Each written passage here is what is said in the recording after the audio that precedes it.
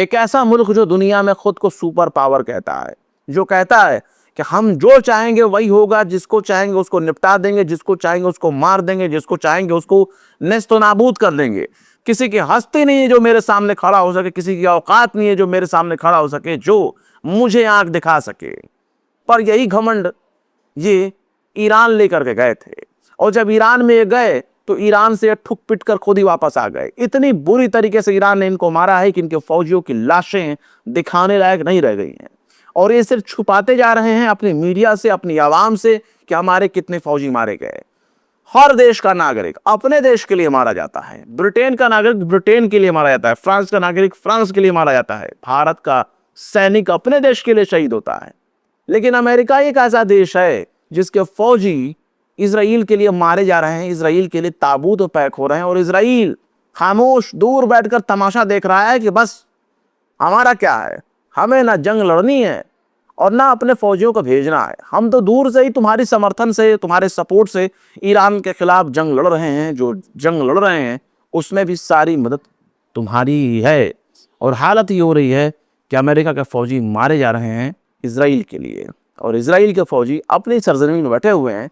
उनको ना ईरान में जाकर हमला करना है, ना वहाँ की ज़मीन पर उतरना है, और ना ईरान की फौज से आमना सामना करना है। सारा का सारा दारोमदार अमेरिका के कंधे पर है, डोनाल्ड ट्रंप के कंधे पर है। पर अब इनके अपने देशों की हालत ये हो गई है कि ये तो ईरान में रिजीम चेंज करना चाहते थे, सोचते थे कि आयतुल्ला इमाम सैयद अली खामेनेई साहब को शहीद कर दिया जाएगा तो बस ईरान में तख्ता पलट हो जाएगा, अपना बंदा जाकर वहां राज करेगा, अपना बंदा जाकर वहां बैठेगा, फिर तेल और गैस की बारिश होगी, सब कुछ अपना होगा, ना तेल खरीदना है ना तेल ढोना है, सब कुछ अपना ही अपना है, बस वहीं से जो मिलेगा सो बेच देंगे, जो मिलेगा सो कर लेंगे, ईरान तो अपने कंट्रोल में आ जाएगा, जैसे वेनेजुएला आ गया। लेकिन वहां वेनेजुएला वाला कांड नहीं चल पाया, यहाँ की हुकूमत टूटने के बजाय, बिखरने के बजाय और भी ज्यादा मजबूत हो गई। ईरानी एक हो गए, और ईरानियों का यही जज्बा अब पूरी दुनिया में नजर आ रहा है, क्योंकि जो ईरान में तख्ता पलट करना चाहती थी, अब उनके अपने ममालिक की आवाम कह रही है कि हम अपने यहाँ की हुकूमत को तब्दील कर देंगे। डोनाल्ड ट्रंप को कह रहे हैं कि तुम जालिम हो, तुम कोई राजा नहीं हो, तुम्हें तख्त से हटना होगा, ये जंग नाजायज है, हम इस जंग के फेवर में नहीं है। अमेरिका में इस वक्त चप्पे चप्पे पर प्रोटेस्ट हो रहा है, एक भी जगह ऐसी नहीं है जहां पांव रखने के लिए आपको कोई जगह नजर आ जाए, हर जगह प्रोटेस्ट हो रहा है। लाखों करोड़ों की तादाद में लोग सड़कों पर उतर चुके हैं, डोनाल्ड ट्रंप की पॉलिसी के खिलाफ, डोनाल्ड ट्रंप के नजरिए के खिलाफ और डोनाल्ड ट्रंप की करतूत के खिलाफ।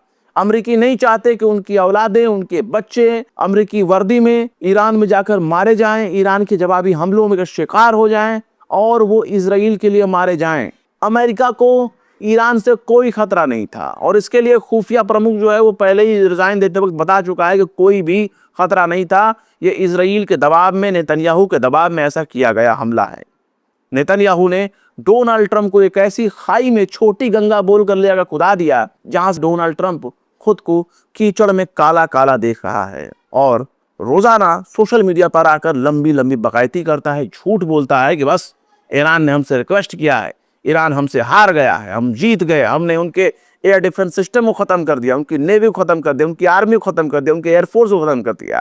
हालत ये हो रही है कि जिन जिन चीजों को ये गिना रहा है कि हमने ये खत्म कर दिया, उन्हीं उन्हीं चीजों को ईरान टारगेट कर रहा है, मार रहा है। पर बात सिर्फ वहीं तक नहीं है, इजराइल के भीतर भी रिजीम चेंज करने के लिए आवाज बुलंद हो रही है।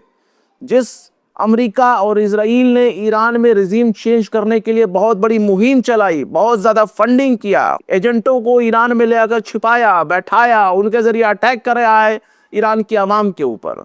और हालत अब ये हो गई है कि ईरान में तख्ता नहीं पलटा, ईरान में रिजीम चेंज नहीं हुई, इनके अपने देश में इनके खिलाफ आवाज बुलंद हो रही है। ट्रंप और नेतन्याहू की सिट्टी पिट्टी कुल है। वो इस जंग को रोकने के लिए पाकिस्तान के जरिए कोशिश कर रहे हैं। पाकिस्तान, तुर्की, सऊदी अरेबिया, ये तमाम मिल करके फिलहाल जंग रोकने की कोशिश कर रहे हैं, सीज फायर की कोशिश कर रहे हैं, पर सीज फायर हो नहीं रहा है। फादरलैंड धुआं धुआं हो गया, फूफा लैंड का कोई नाम लेने वाला नहीं है। आज पूरी दुनिया अमेरिका और इजराइल पर थूक रही है, इन पर हंस रही है। ये आखिर कौन से शेर बहादुर हैं जो छोटे छोटे मासूम बच्चों के स्कूल पर हमला करते हैं। मिनाब में 2-2 स्कूलों पर इन लोगों ने हमला किया। हालत ये हो गई है कि सैकड़ों कॉलेज, स्कूल, हॉस्पिटल पर इन लोगों ने हमला किया है। 2000 के करीब जो ईरानी हैं वो शहीद हो चुके हैं। लेकिन ऐसा नहीं है कि ईरान के जवाबी हमले के बाद इजराइल के लोग बिल्कुल खुश हैं। उनको पूरा दिन और रात बंकर में गुजारने पड़ रहे हैं। नेतन्याहू अपने ठिकाने बदल रहा है, उसको भी डर है कि कहीं उसको भी ईरान निपटा ना दे किसी हमले में। इजरायली कितने डरपोक हैं कि उनकी हालत का अंदाजा कोई नहीं लगा सकता। ये देश छोड़ने के लिए तैयार हैं। मेट्रो स्टेशन बिजी है, एयरपोर्ट बिजी है, या हर जगह छुपने के लिए कोई ना कोई जुगाड़ तलाश रहे हैं। हालत ये हो गई है कि ईरान ने इजराइल के इलाकों को मार मार कर गजा में तब्दील कर दिया, खंडहर बना दिया। तस्वीरें आपके स्क्रीन पर, ये तेल अवीव का सीन है, इजराइल का सीन है, जहां आपको इमारतें ढही हुई नजर आएंगी, खंडहर नजर आएंगी और दूर दूर तक आबादी का नामो निशान नजर नहीं आएगा। हालत ये है कि एक तरफ जब हिजबुल्लाह मार रहा है और दूसरी तरफ ईरान मार रहा है, तो इजराइल के फौजी जंग लड़ने से भागने की कोशिश कर रहे हैं।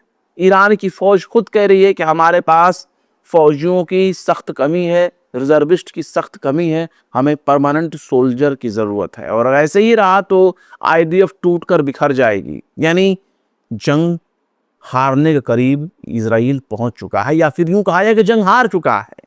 आखिर अपनी हार को तस्लीम करे भी तो कैसे?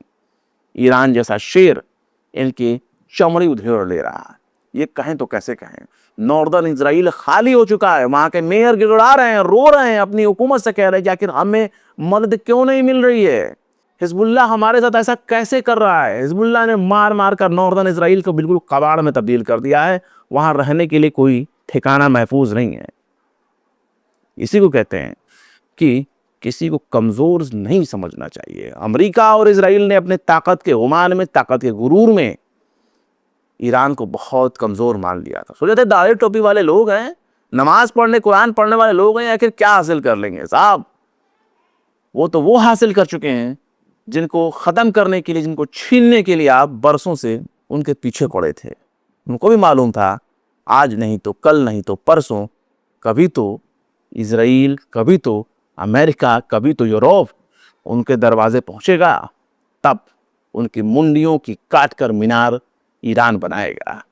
यही वजह है कि जल्दी कदम रखने से अमेरिकी फौजी दूर भाग रहे हैं और अपने बच्चों को बचाने के लिए अमेरिकी सड़क पर प्रोटेस्ट कर रहे हैं अमेरिका के खिलाफ, ट्रम्प के खिलाफ। और ठीक वही हालत तेल अवीव में है, ठीक वही हालत इजराइल के भीतर है। ये ईरान में रिजीम चेंज करने के लिए गए थे, अपने यहाँ की रिजीम बचा लें, वही बहुत है। फिलहाल क्या कहेंगे आप इस एपिसोड के बारे में? अपनी राय कमेंट करके जरूर बताएं। फिर मिलते हैं किसी और वीडियो में एक नई खबर के साथ। शम्स तबरेज को दीजिए इजाजत। जय हिंद। अगर अभी तक आपने हमारे चैनल टाइम्स मेल को सब्सक्राइब नहीं किया है तो जल्दी से सब्सक्राइब कर दें और बेल आइकन भी प्रेस कर दें।